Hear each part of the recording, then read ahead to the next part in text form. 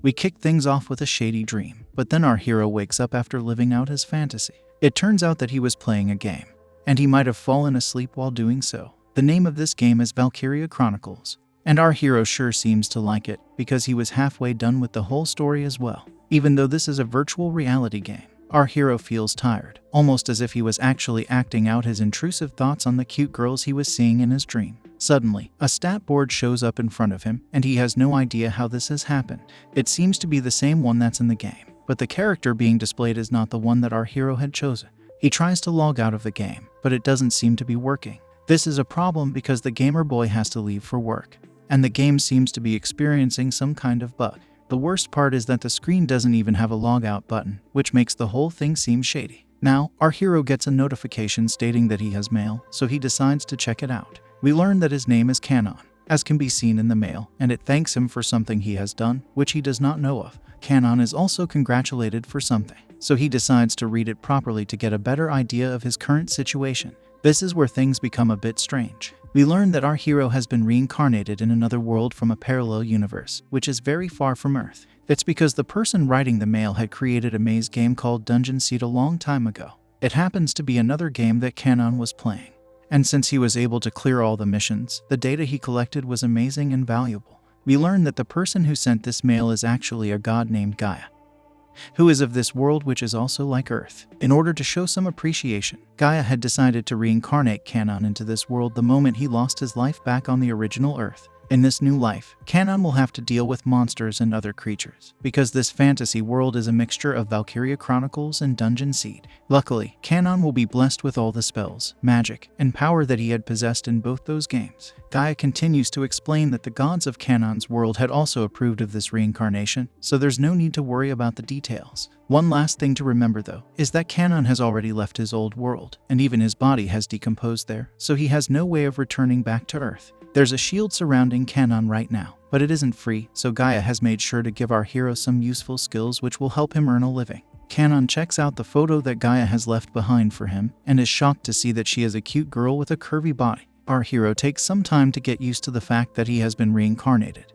but then he dresses up into his robe and goes downstairs. He's in a hotel, and the owner tells him that breakfast is already done, so she will have to charge him if he wishes to eat anything. Canon doesn't mind, and he orders for a nice meal, after which he asks for the bill. However, to his surprise, he notices that his money gets paid back into his fantasy world account. This reminds him of the golden rule that he had come across while playing most of his other games. Basically, this rule states that our hero will not need to pay for anything at all. As a matter of fact, even if he does end up paying for an item, then the money gets paid back into his account. It also might have something to do with what Gaia had mentioned in the message. After all, Canon does have a whole new set of skills which he can use to his advantage. Now that the formalities are done with, Canon sits down to enjoy his food, and he starts with some bread that tastes much better than he had expected. Our hero finishes his meal, and then he figures that he should explore the city and get as much information as he can. He cleans up after his food and decides to head straight towards the guild headquarters. We learn that the name of this kingdom is Elsalis, and the name of the capital is Eldoria. Canon enters the guild headquarters, and he notices all the receptionists talking to people who want to go on adventures. He finds an empty spot with an old man, so he goes to him and mentions that it's his first time here. The reception man asks him if he wants to register or be hired for a task, and our hero says that he needs to get himself registered before doing anything else. The old man gets to work and hands over a form to Canon where he will have to give his name and his specialization. On top of that, he will also need to sign a seal in the sheet in order to complete his registration. The old man is actually a bit shocked to see that Canon did not go to the cute girl in the other counter. He even tells our hero that he has wasted a chance to get with her. However, Canon is a master of this game, so he knows all the tricks that come with it. He says that waiting in line at the other counter would simply be a waste of his time, because he has come here to become an adventurer. He hasn't been with a girl in a very long time, so it makes sense for him not to try for one right now. The old man is pleased to hear this and agrees with everything that Canon has said. He goes on to loudly declare that this is an adventurer's guild and not a place for boys and girls to flirt. He also reveals his name to be Garand, who is an important member of staff in this guild. He offers his hand to Canon, but our hero is a bit wary of shaking hands with a stranger so soon in this world. Garand is impressed once again, but Kanon says that he's actually extra careful in general, which is why he doesn't have any friends. He checks out Garand's stats but learns that he has used camouflage to block all his skills. Now, Garand tells Kanon that he should probably choose a task that would sorcery because he's assuming that's what our hero's skills are. Kanon is confused to hear this, but then he realizes that Garand might be saying this because he's seen his robe. The guildman tells our hero that he should start off with some easy tasks to test his ability. He goes on to suggest a quest that involves collecting herbs, but also asks Kanon not to lose his life in the process. After all, the most important thing is to keep yourself safe first. As expected, Kanon is not pleased to hear this because he's not the type to go around collecting herbs. However, he does recall that all his games had started out the same way as well, only to become spicier later on. Garand reminds our hero that if he does decide to abandon his mission, then he should try to give away the herbs he's collected to the other adventurers who might need them. At the end of the day, it's the one who delivers the goods that takes the prize. Either way, it'll serve as practice for Kanon, even though he's a master of his craft. With that, our hero bids farewell to Garand and sets out on his mission. He laments that fact that he has to do such a simple task, but there is no other way around it, so he will have to comply. He heads over to the forest area and begins his quest for the medicinal herbs. It takes a while, but Kanon is finally able to get what he has come for. His back hurts, but at least his mission was a success, and now he can test out a couple of things. He takes a look at some buffaloes grazing nearby and wonders which one of them will be his target. He chooses one that looks a little tasty and begins his testing process. Basically, the only reason why Kanon is staying back in the forest is to see what the goddess Gaia has given him. It makes sense, because he can then use his powers to their best advantage. He needs to take a look at all the stats being shown on his screen, and then he clears his mind to launch a proper move. With no one around, our hero does not have to worry about getting caught, and is free to do as he pleases, so he summons a small piece of rock in his hand. He launches this rock straight at the buffalo that he had chosen earlier. As expected, he lands a bullseye on the target and takes it down with just one shot. Even Kanon is unable to believe what he has just done, because he wanted to kick things off just by scaring the buffalo. As of now, Kanon has figured that his skill of throwing has way too much power, so he has to set the MP to a decent number to ensure he doesn't end up using it often. He has another problem on his hands, which is the fact that the other buffaloes are not too pleased with what he has just done to their friend. Normally, this would be the end of the road for a normal adventure, but that's not what Kanon is about. He decides to take on the buffaloes, and he starts with his fire magic. Our hero unleashes his flame bullets upon the animals, but it only takes one of them to cause an explosion so massive that it can take down an army of dragons as well. The devastation on display is of a whole other level, so Kanon feels a bit awkward after what he's just done. He does not get why there is so much extra damage because he only used a basic skill here. However, the flames are spreading fast, and more buffaloes have come to the scene after noticing what happened to the previous herd. Our hero wonders what he should do here, because he doesn't want to risk another fire bullet on these beasts. The buffaloes charge at Kanon, so it's not like he can just stand there, so he decides to attack them one after the other with his bare hands. As he continues to destroy the buffaloes, Kanon realizes that he's not at rank B or rank A, but rather at rank SS, which is the highest form of magic. He manages to take down enough buffaloes to scare the others into running away, and he thinks about how one of his S-rank spells can cause more damage than thousands of lower rank spells. He figures that he should try to only use C-rank spells unless he is up against a superhuman enemy. With his mission completed, Kanon heads back to the city so that he can give up the herbs and get his bounty. However, when he arrives, he can see a lot of slaves who are moving to another flea market. He figures that a slave trade is going to happen, which means that lots of cute girls will be on display. He notices one such girl standing out amongst all the others, and she is curvy beyond imagination, so Kanon lets his intrusive thoughts break free. He gazes at all the cute slave girls and then thinks back to the mail he got from Goddess Gaia. He goes through all the points she had mentioned, and what stands out the most is that he does not have a mission to save the world over here. This means he can truly live his life the way he wants to, without having to worry about innocent lives. Essentially, he can be an adventurer for fun. And now the cute image from Gaia makes more sense. Our hero has finally found his purpose in this new life, and it is to make every cute girl his slave, so that he can build a harem and keep them all in a dungeon. We move some time further into the future, where our hero comes across a giant cave which is known to be a nest for goblins. It turns out that Kanon has to do this quest because when he accidentally took the lives of all those buffaloes, his rank increased directly to C. Getting rid of goblins is a C-rank mission, but Kanon has no desire to do it at all. In order to understand how this whole thing came about, we are taken to a few days before this moment in a flashback. We see Garand, who tells our hero that he has no other choice but to give him this goblin quest because he has become a rank C adventurer now. Kanon asks if he can say no to this mission, but the guildman says that he can only do so if he has a good enough reason.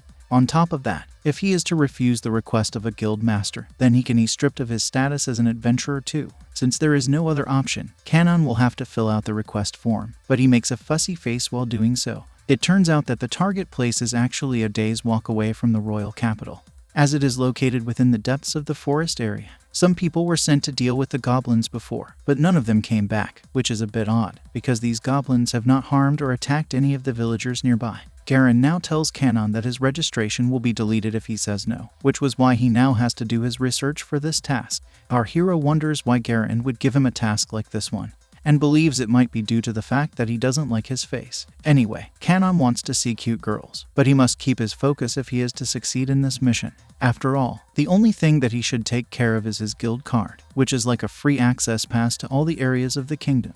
The main problem, though, is that he will never be able to build his harem of cute girls if he keeps doing adventures like this. Garen allows Kanon to calm down for a bit, and then he tries to make him feel better by saying he does not need to fight the goblins. Kanon only has to investigate the nest and check if there are actually goblins inside or if something suspicious is going on.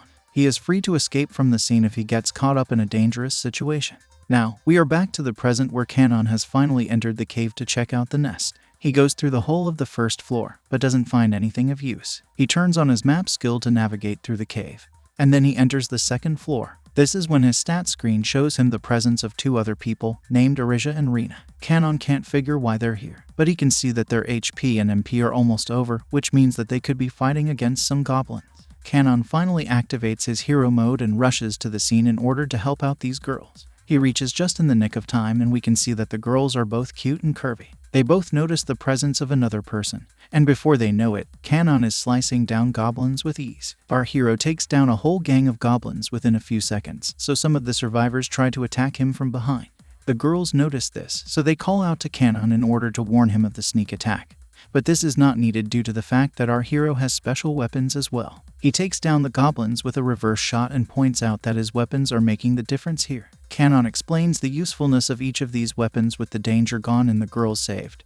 They both bow down to Kanon for saving their lives. However, the night girl Rina senses something off and takes out her sword. She warns Arisia not to let her guard down just yet because Kanon is dressed in shady fashion. Our hero tries to tell the girls that all is well, but he realizes that he's using his voice camouflage move. He clears out the confusion and assures the girls that they are in safe hands now. Arisia is upset with Rina for accusing Kanon right after he saved their lives. After all, he could have just let the goblins have their fun if he wanted to harm the girls. The night girl admits her mistake and apologizes to our hero, after which she thanks him once again for his services.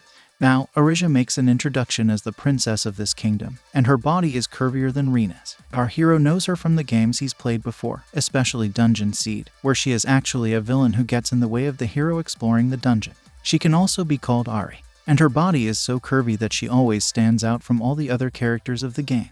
At the same time, she is a magician who uses her powers to get her way in any situation.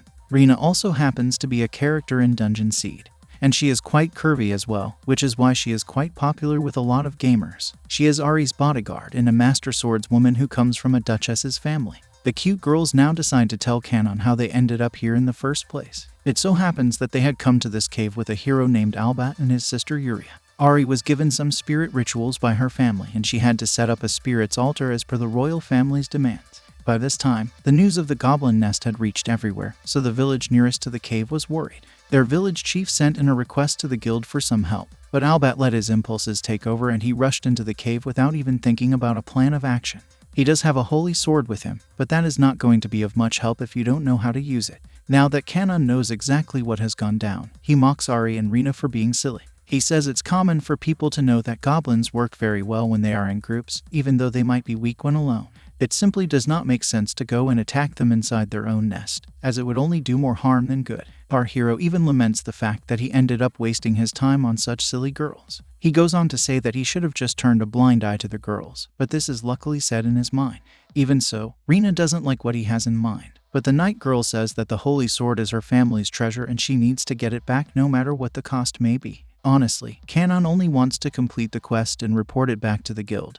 But now he has more tasks cut out for him. His intrusive thoughts take over and he imagines having both Ari and Rina as part of his harem.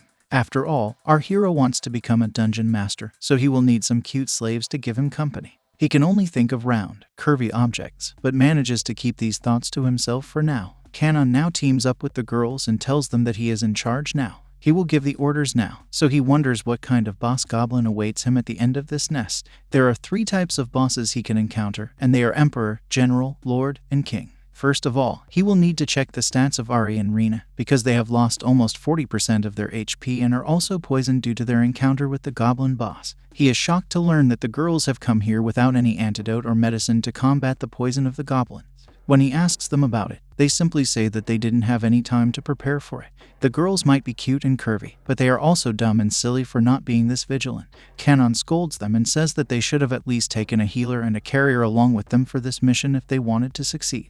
The princess girl has nothing to say, but Rina explains that both Albat and Yuria had said no to this quest, but were forced to accept it due to the political pressure from a certain congregation. The night girl mentions their name to be the Upataris, and this catches our hero's attention. He is not too pleased to hear this name because he has come across them before when he had played his games. It's a tricky situation for him, but he has to fulfill his dream of violating cute girls, and he has a great chance here with Ari and Rina. He checks out his stat screen and notices 3 life forms nearby. The location is close to the innermost room of the cave, so the trio decides to get to work. They rush to the scene and find Yuria, who is not in a very good state. Rina and Ari tend to her while Kanon checks her stats and learns that she has been poisoned to the point where she only has 10% of her HP left. He wonders how Albat is doing and is surprised to see that the apparent hero is unable to win against a goblin boss even though he has a holy sword with him. He also takes a look at the goblin boss and figures that he's dealing with a general here. Kanon figures that the general goblin has a skill known as physical art, which makes it very strong. On the other hand, Albat is shown to be weak, and even the holy sword in his hand is not suited for this kind of combat. Even so, the name of this sword is Stormblinger, and it is known to have the power to destroy every kind of evil in this world. Sadly for Albat, the power of the sword is sealed, which is why he can't do much against the goblin general. Of course, Kanon is going to save his life, but he must also be careful to avoid any kind of mistake. He turns on hero mode and tells the girls to take care of Yuria while he handles the goblin general. Suddenly, the beast smacks Albat away and it looks like the apparent hero has met his end. However, upon closer inspection, he is alive, but barely. Now that Albat has been dealt with, Kanon decides to take on the goblin, but the monster turns his attention to Ari and the girls. At first, it might seem that the goblin general has intrusive thoughts of his own, but then we realize that he is unable to see Kanon due to his hidden spell. This surprises our hero because he thought that the boss would be skilled enough to detect him. Despite his disappointment, Kanon wants to make a decent fight out of this. So he stops the hidden spell and shows himself to the goblin general. It tries to attack him at full force, but this does not bother our hero at all, and he simply smacks his enemy's sword away and proceeds to smash him away. As expected, Rina and Ari are blown away by his skills, because this is also physical art. They actually can't even figure if Kanon is using his hands or a hidden weapon, but none of that matters because the goblin general is barely able to stand up now. Kanon strikes a pose to mock his enemy, and it only incites the monster boss to attack him one more time. He thinks he's gotten a strike in, but it does nothing to our hero and he activates savage mode after this. Within the blink of an eye, Kanon slices through the goblin general as if his head was a block of cheese. With that, the monster finally falls to the ground and the girls just stand there in shock and amazement. They are still just standing and staring, but our hero doesn't have time to waste, so he says that the mission is completed now. The group decides to head back to the main village where everyone is glad to see all of them alive. As expected, Garand is also here and he greets Kanon with a smile on his face. He does not know what has happened to Albat, but that doesn't even matter to him at this point. All he cares about is Ari because she is the princess, but Kanon believes that Albat is actually a very shady man. After all, he is just acting like a lazy guard and causing harm to the ones he is supposed to keep safe from harm. Anyway, Kanon doesn't want to be around him anymore, so he says goodbye to the girls. This makes both Ari and Rina feel a bit weird and Garand notices this as well. Kanon has no idea of what's going on, but Garand simply says that the princess must be tired after all the stress she had gone through today. She needs to get some rest and prepare for the spirit rituals the next day anyway. Garand now tells Kanon that he should not leave so soon, as he has something he would like to show him. They go to a cabin cottage where Kanon explains that Ari got into danger due to the fact that Albat got too excited. He was the one who ended up saving the girls, and Garand is thankful to him for that. He also learns of the Upataris being involved, and he figures it was all a greedy scheme put together by the congregation men. The way Garand is speaking gives Kanon an idea of what he's going to ask from him, so he confirms that he will have to guard the cute girls till the ceremony. Garand can sense that our hero is not too pleased with this task, so he asks him about it. Kanon knows that he doesn't have much of a choice, so he will protect the curvy princess from danger. However, he does need some kind of motivation to keep doing these tasks. Otherwise, he will have no joy left in his life. Garand knows what he means, so he offers to raise Kanon's rank to B for his efforts. On top of that, he will reward our hero with 10 million Gs, which is like the currency of this world. Kanon has no issues when it comes to money, but he does want to take on more interesting quests, so the idea of getting a rank promotion works in his favor. He accepts the job, and then we see Ari asking her teacher to take care of her. Of course, she is referring to our hero because he is also a mage, which puts her under his category.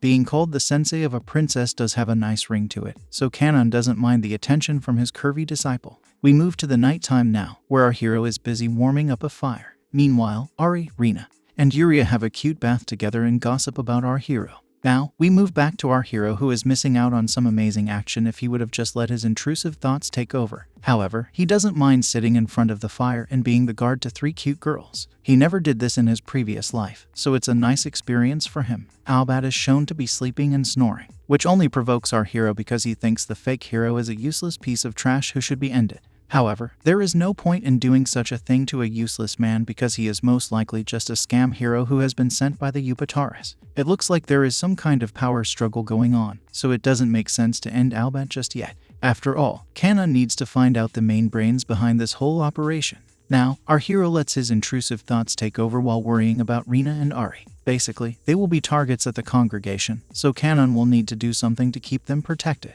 One thing that comes to his mind is that both Rina and Ari are unmarried, which means that he can detect their presence with a special spell. Kanon takes a lot of time to prepare his plan, because he knows he can't mess it up with so many plays in place. He holds the holy sword and senses something wrong with it, which is somewhat similar to a sensation he has felt before. He moves it around for a bit and finally manages to understand something about it. Kanon says that it is very important to take note of this, especially because of his reincarnation into another world. With that, Kanon figures that he must do his best to ensure his future wives have a comfy bath right now as per his twisted fantasy. Now, it's time for us to get some context so that we can understand the spirit ceremony a bit better. Basically, it is a hereditary ritual of the royal family which is performed in order to receive the protection of the Holy Spirits. Whenever a person of royal blood reaches the age of 15, they must go to the spirit tree to perform this ritual. However, due to the odd actions of the Empire and the recent arrival of the fake hero Albat, the Covenant has come to a standstill. This is why it's up to our real hero to plant the saplings of the spirit tree in a suitable area for his cute girl.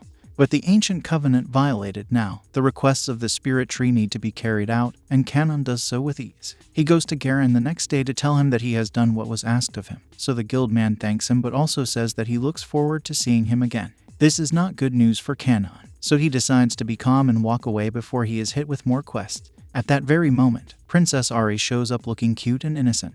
She wants Kanon to reconsider her request of him traveling with her and Rina. This is an offer too good to refuse.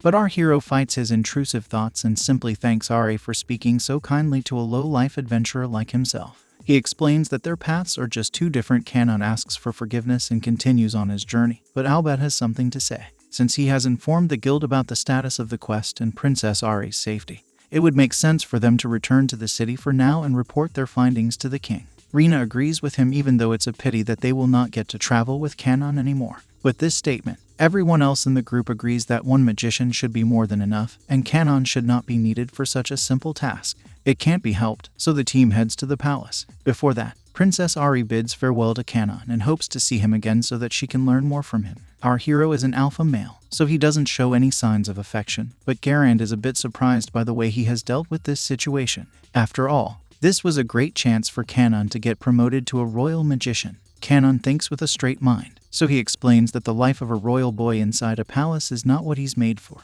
Also, he would never want to breathe the same air as Albat, because he is a totally useless guard. Garen sees sense in what he says, so Kanon finally leaves for good, but not without hearing that he will be called upon again when there is a new mission. Of course, this situation with Albin is far from over, so Kanon decides to use his brain for some time. He figures that the fake hero is the heir of a baron and has been engaged to the daughter of an aristocrat ever since he was a kid. His sister Yuria, on the other hand, just seems to be a girl with a brother complex. It's at this moment where he realizes that maybe letting Albat and his sister team up with Rina and Ari could lead to more problems. After all, the fake hero did leave his fiancée back at home just so that he could follow Ari around. It's time to do the math because Ari is a princess and Rina is the daughter of a duke. Not just that, her father happens to be one of the 3 most powerful Grand Dukes of this kingdom. This means that there is a lot of power resting above these curvy girls. However, our hero is nothing compared to the status of these girls because he is just a normal boy in this world, even though he has powers matching those of a god. He doesn't have a home or even a title, so it would normally not make any sense to travel with such high-profile babes. Kanon wonders if he should use some tricks to become a noble, but decides against it because it is not the right way forward. He activates demon mode and says that he will create his own dungeon and then make these girls kneel in front of him, as if they are his slaves. Kanon also tells us that this world is very similar to Dungeon Seed, which had actually crashed in the real world a few months ago. In that game, this group of 4 were all the villains, and this includes the curvy girls as well. Since our hero had cleared the game back on Earth, he has a fair idea of what these characters might end up doing. Also, if they are within his range, then the light spirit's protection will also be rendered ineffective. He starts to sound a bit of a shady character when he says that he is going to lure this team into his dungeon and separate them one after the other, eventually capturing them all and making them his slaves.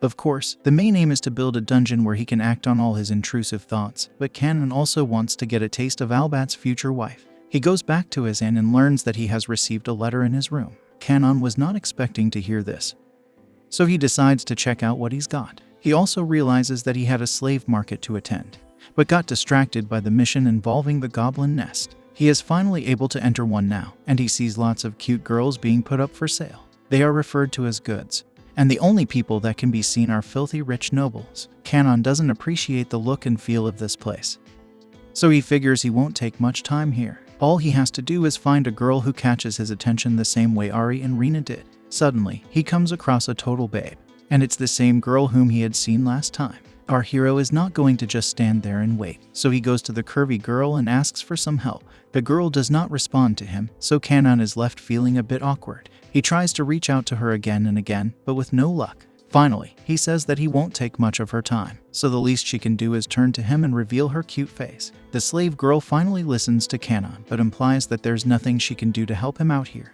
She seems to recognize our hero from last time, so she pauses for a second and he notices this. Kanon is glad that such a curvy girl has remembered his face, so he recalls the time they first saw each other. The slave girl states that it was when she was being taken away, and that's when an idea strikes Kanon. He makes an odd face and starts talking about how he does not have a very memorable look. He even goes on to say that he is not an interesting person at all, which means that the slave girl has a great sense of memory. The slave girl is a bit shocked to see such an overpowered hero acting this way, but Kanon continues with his baby act and whines about how such cute girls have such bad taste in men. On top of that, these odd men have odd hobbies as well, which makes it even worse for Kanon. The slave girl blushes, and that's when we learn that she is actually a character that he had created himself in the game. As expected, he went to great lengths to create her perfect body, so there is no way he can forget her. This makes him wonder if Gaia had intentionally left this slave girl here for him. Kanon can't stop his intrusive thoughts because he keeps staring at her for obvious reasons. He can never get bored of doing this, especially since the slave girl was awarded with being one of the top 3 customized characters in the game.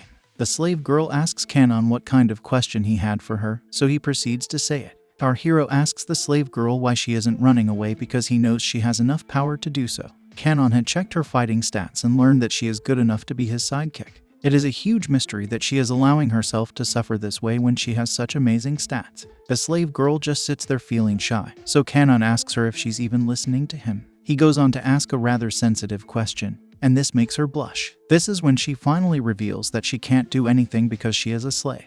As per the rules, she can only sit here and wait until someone comes and buys her. Our hero can't believe what he is hearing, because it sounds rather funny. The slave girl points to a slave collar on her neck and reveals that it defines her fate. Kanon figures that she has accepted her fate, so it makes more sense to him now. The slave girl continues by saying she does not have any of the things that a normal girl would have. There are no friends, family members, or even a hometown to run back to, so all she can do is wait for her master to come and buy her. This strikes a chord with our hero because she reminds him of his own past life. He actually has no memories of his old life on Earth because Gaia had made sure to erase all of them. He has a thought in his head, but remains silent, so the slave girl asks him why he isn't saying anything. Our hero calmly decides to walk away from the scene and apologizes to the slave girl for wasting her time. She feels some kind of passion for him, so she asks him to wait, but Kanon leaves the scene by then. Now, it's time to kick off the auction with all the curvy girls up for grabs. Even Kanon is seen striking a pose while trying to act like an alpha male. We take a look at slave number 11, and she happens to be among the top 3 demi-human slaves in this world. She is the curviest out of all her sisters, which is why her bid starts at 10 million fantasy dollars. It's time to start the bidding war. And as expected, the customers go crazy with their bids. The amount goes from 10 million to 130 million in no time. But this is only the beginning for this slave girl. She is clearly not happy with her presence at the auction, but there's nothing she can do about it. The slave girl is eventually sold for 150 million fantasy dollars to a bald man who makes a shady face. Kanon is amazed to see him because he is very old, but even then, he has enough passion to act on his intrusive thoughts. However, the slave girl panics upon seeing the bald man, which means that she is fearing the worst with him. Now, Kanon assesses the situation and reminds us that he is looking for slaves who can help him capture the fake hero Albat's fiancé. He will need to travel for a while to get to his target zone. And when he does that, he will basically be starting a war. Looking at the slave girl, Kanon can sense that she has useful abilities which he will need for his mission, so it would be a waste to pass her by like this. The look on her face makes our hero feel even worse for her, but it's time to look at the final item of the day, and she is quite a catch. The auction man announces her as having long platinum hair, smooth skin without a single blemish, and bright emerald eyes as well. She is none other than the slave girl who was created by Kanon's intrusive thoughts, and it turns out that she is actually a dark elf girl. The shady bald man wastes no time and instantly offers 200 million fantasy dollars for her. It seems like an easy win, but then someone counters him with $300 million. The bald man thinks this person is joking, but that isn't the case. So he raises the bid by $10 million. As expected, this bidding competitor is Kanon himself, and he counters with $400 million. The elf girl can't believe her eyes because Conan is technically the man of her dreams. She looks at him with intent in her eyes, because our hero is surely going to be her savior in this story. Of course, this can only happen if he actually wins the auction. The bidding war continues as the bald man states $450 million, which should sound like a good deal. However, even this amount does nothing to sway Conan away, because he instantly counters the offer with $600 million. It's easy for him to do this because he has made a lot of money completing his missions, especially the ones where Princess Ari was involved. Even so, this is an amazing display of wealth, so the auction man asks if anyone else would like to offer a higher price for the elf girl. The bald man starts to sweat because he knows he cannot offer more money, especially because he has already paid so much money for the earlier slave girl. He has to accept defeat in front of everyone. And with that, the elf girl is officially sold to our hero for the ridiculous price of 600 million fantasy dollars. Things kick off instantly between Kanon and the elf girl as he tests out her powers on one of the guards who had been sent to attack them, probably for stealing the bald man's target girl. She takes him down with ease, and it pleases our hero to see that his money has been spent wisely. The elf girl asks Kanon what they are going to do next, and it looks like they'll be heading back to his base. However, there is one more thing that Kanon needs to do, and he wants to act fast. We shift to a carriage where the bald man calls his new slave girl Yummy, which means that a rescue mission might be in the works. Suddenly, the elf girl says some odd words, so our hero asks her if all is well. She says that it's not what it seems like because these are the names of the people who had hired the guards to attack them. The only things on Kanon's mind are the 2 bouncing hills in front of him, but he eventually comes to his senses and figures one of the names to be Goria, which sounds like a marquee. Our hero realizes that Goria might be the name of the bald man who tried to have him attacked, and now he wants to get back at him for what he did. He also congratulates his new slave girl on doing her job well. She has a cute smile on her face, which is good for our hero because he had thought that it might be a task to talk to her. As a matter of fact, her face glows up because of this compliment. The elf girl asks Kanon what it was that he wanted to do, and he acts forgetful for a second. Then, he suddenly says that they need to stock up on necessities because they have a long journey ahead of them. The elf girl gets an introduction from her new master, and finally reveals her name to be Shira. She is a descendant of the dark elf clan known as Zard, so she is definitely a capable fighter. Now that the formalities are out of the way, Kanon tells her that she will need to follow him and keep up with his speed as well. After all, he is going to teach the bald man a lesson for trying to act smart with him. Now, we shift back to the carriage where the bald man is staring at his new slave girl. His intrusive thoughts get the better of him and he keeps fantasizing about what he is going to do to her. He also expects to have Shira as well because of the assassins he had hired to get rid of Kanon. He actually wants to have our hero's head, or even torture him alive for making fun of him at the auction. After all, to be humiliated like that in front of so many people is pretty bad for a man like him. Anyway, there is no point thinking about such things, so he would like to enjoy some dessert before he gets to the main course. He calls out to the slave girl and tells her to sit on his lap. She clearly does not want to do this, but since she is a slave, she has no other choice. She proceeds to do as he says, and what follows is not a very pleasant sight. The bald man asks her not hold back her voice, but she is very embarrassed by what's going on. Things are about to go from bad to worse, but then the both of them are interrupted by a sudden force that approaches the carriage. It is none other than our hero Kanon, who is moving at super speed to keep up with the vehicle. He jumps over the carriage and causes it to stop, which makes the bald man anxious. He wants to continue with his shady acts, but wants to know why everything has come to a standstill. It's at this moment when someone from outside says that it's an ambush. The bald man sticks his head out of the carriage window and asks what's going on. One of his men reveals that there might be bandits ahead of them, because the escorts in front have been attacked. He asks his boss to stay inside the carriage and let them handle the commotion. The guard men rush ahead and plan to get rid of the bandits using teamwork. However, when they see one of the escorts running towards them, they notice that he is getting slashed in front of their eyes. The guards watch on in shock and disbelief as the escort falls into pieces, and in front of them is Kanon, who is in demon mode. The guards try to threaten our hero, but it's of no use as he jumps high up into the air to escape their line of vision. He uses this skill to tear into the guards one after the other without them even realizing what they're up against. Eventually, only one man remains, so he asks Kanon why he doesn't show himself. This is all in panic, so he tries to run away, but Kanon shows up from behind and tells him not to shout so much. He decides to mock the guardman some more because he was the one who issued the threat in the first place. Our hero grabs his victim from behind and is about to slice him to bits, but first, he asks him to repeat what he said earlier about taking his life. The guardman has nothing to say, so Kanon holds his knife close to a rather sensitive spot. The guardman says please, but our hero can't hear what he's saying at all. He continues to mock the guardman, who begs for his life like a little girl.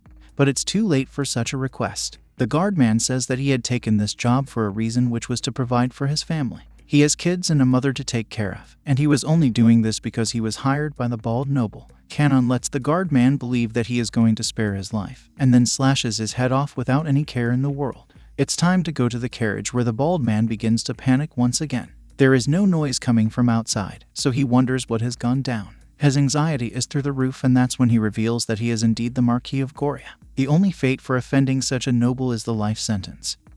So Goria wants to know what kind of bandits are after him. He calls out to his guardmen and tells them to bring the heads of the bandits to him. However, he has it all wrong because there is only one attacker and he is most definitely not a bandit. Kanon takes this as his chance to make an entrance, and he ensures that he makes a mark by keeping the head of the guardman he just attacked in his hand. Our hero opens the door to the carriage and can see what Goria has been doing to the cute slave girl. He realizes that he is walking in on someone else having fun, so he says sorry for the intrusion. Obviously, Goria is in a state of fear now because in front of him is an overpowered warrior in demon mode. Now, Kanon shows himself in all his scary might, especially with the head of the guard, and he asks the noble Goria if he can borrow a few moments of his time. How is our hero going to deal with Goria? Also, is he going to make his slave girl his new toy, just like Shira? Before we continue to what happens to the bald man, we move back in time to see what Kanon was doing when he caught up to the carriage. At this point, our hero started to strategize on how he would end up rescuing the slave girl Goria, whose actual name is Anaria. He was also considering adding her to his harem along with Shira, because her curvy body is every man's dream. Kanon figured that the carriage in the middle had to be the one with Anaria and the shady bald man, because the escort carriages are always in front and behind. This was all he needed to assess, because his next plan was to make sure the shameless noble got what he deserved. It turned out that one of the guards actually spoke about how the bald man had no end to his intrusive thoughts. This is because he is known to purchase slave girls as many times as he possibly can. Of course, the other guard told him to keep his mouth shut, otherwise they won't get paid for their services. Suddenly, the horses stopped, and the men tried to figure out what went wrong.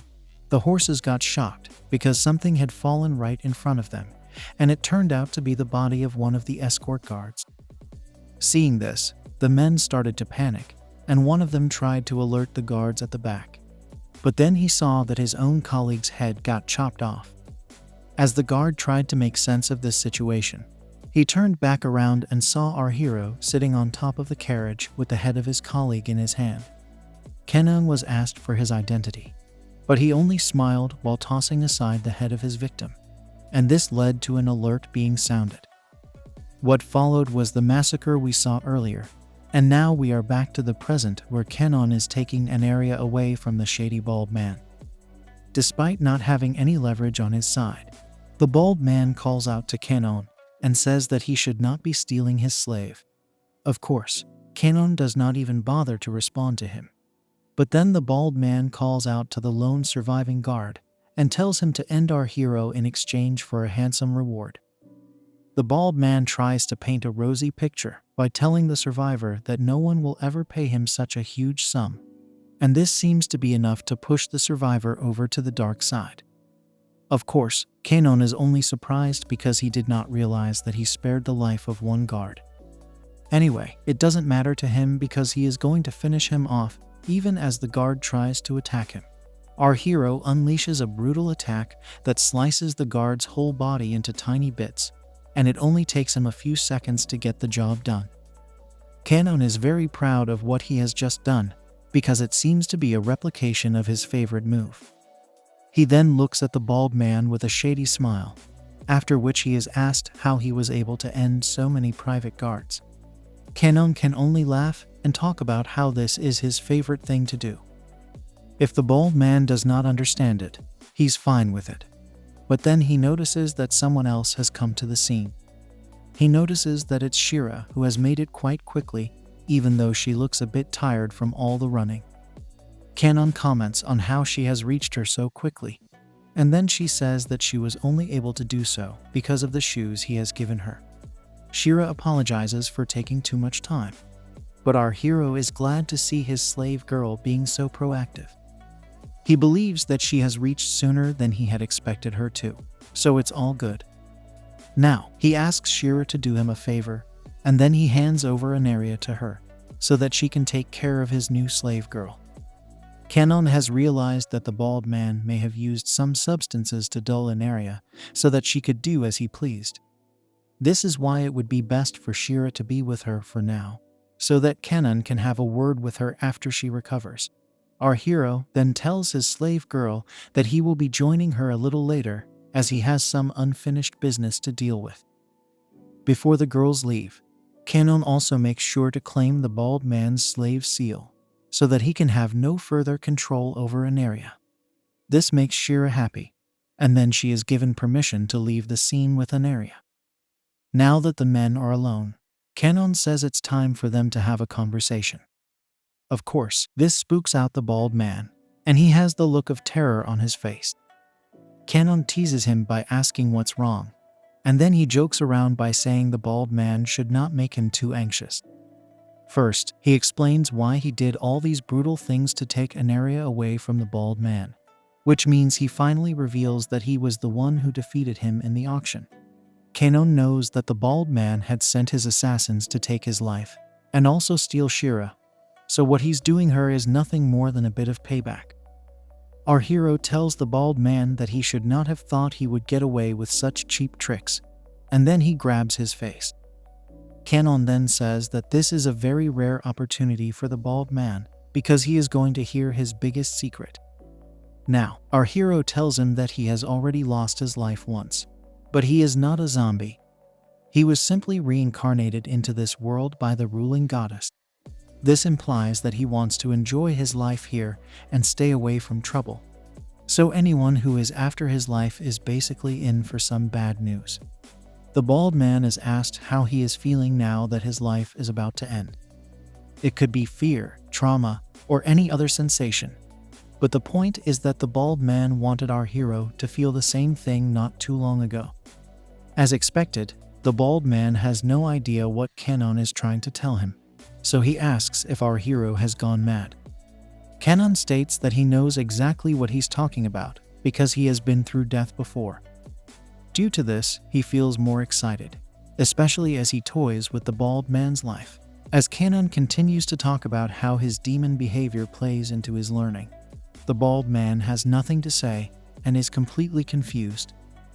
Seeing that he has no other role to play here, our hero decides to finish off the bald man as soon as he can.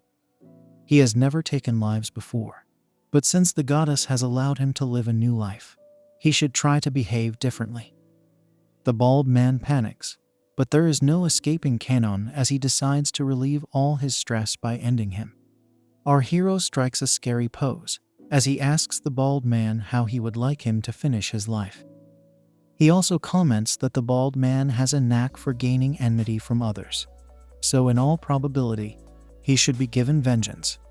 This feeling will come in handy for the baldy if he is ever to get reincarnated, but we will never know if that actually happens to anyone other than Kanon. Now, we move to the night time where Kanon is seen resting in bed at the safe house. He laments that ending other people to relieve his own stress has not worked out the way he would have wanted it to. We learn that he had used the dismember spell, which worked out, but also took a huge strain on his body. This is real life, and not a game that Kanon can play with a mouse and a keyboard, so he has to adjust accordingly. A lot of things have happened today, and one of them happens to be Kanon purchasing Shira as his slave girl. Our hero's intrusive thoughts are awakened once again, but he reminds himself that he can't force Shira to do anything shady with him. After all, if he ends up behaving this way, then he will not be any different from the bald man he just ended. It's at this very moment that our hero realizes that his body is still untouched in this world, and that is not a good thing for him at all. This is because he may not be able to control his elephant in front of Shira, and if he does whip it out, then he could turn out to be a one-pump chump. It would be rather embarrassing for him if such a thing were to happen. And then he hears a knock on the door, which makes him panic. Regardless, Kanon becomes a bit serious and tells Shira to lock the door after she enters. Of course, he is panicking in his head while saying this, but he has to keep up a cool persona in front of his slave girl. Shira simply does as her master says, and she is looking quite tempting with her outfit. What follows is an interesting night for our hero. Kanon asks Shira why she has come to him so late at night, and he wonders if it's because she can't sleep by herself. The slave girl is about to provide her answer, but before she can do so, she notices something rising from below. At first, Kanon thinks that something is wrong with his feet, but then he notices that his elephant is standing up to say hi. It's rather instantaneous, so Kanon is impressed by his vigor. We can only imagine what happens next, but first, we are taken to a brief flashback some time before this incident. Our hero asks Shira and Anaria if they are done changing their clothes, and he also apologizes for not having anything more than normal t-shirts. The slave girls don't have a problem with this at all, because it is their first time being given proper clothes. Shira even says that she should be the one thanking her master for providing her with these t-shirts. She comments that it fits nicely against her curvy body, and she likes the design as well. Anaria, on the other hand, wants to know what's written on her own t-shirt, and it happens to be the words heavy charge. This is not too far off from describing her own soft pillows, and Kanon laments that these clothes are simply charging up his own intrusive thoughts. It's almost as if the girls are being given rewards for some game show. But our hero must control his shady desires, so he asks Shira to get the food ready. As she does this, Anaria asks Kanon to give an introduction. He does so instantly, and then she reveals that her family name is Fuon. Anaria also says that Kanon can refer to her as Anna, and that her father used to be a duke. As a matter of fact, she used to live in the royal capital with him because he had earned the respect of the king through his services. Anna's father was granted private land at first, but then he got married to a beast woman without the king's consent. This led to him getting deprived of his private land as well as his nobility privilege. Since Anna's mom was no more, she and her dad tried their hand at commercial business, and it was going well till a certain point. However, one failure in a big trade led to Anna's dad getting caught up in a massive circle of debt. He could not deal with it anymore, so he decided to take his own life, and this left Anna to work as a maid girl in order to pay off the debt her dad left behind. Kanon does not find this to be very unique, as he has read lots of manga comics where the cute girl ends up turning into a slave to pay off her family's debts. Having said that, Anna's story still sounds tragic. She also answered Kanon's question with extra information, so it implies that she is a very obedient girl. Kanon does a character study of Anna, and he believes that she is not the brightest bulb on the planet, but she does have a genuine personality. As a matter of fact, she could have been a lot livelier if she did not have to face such a harsh reality.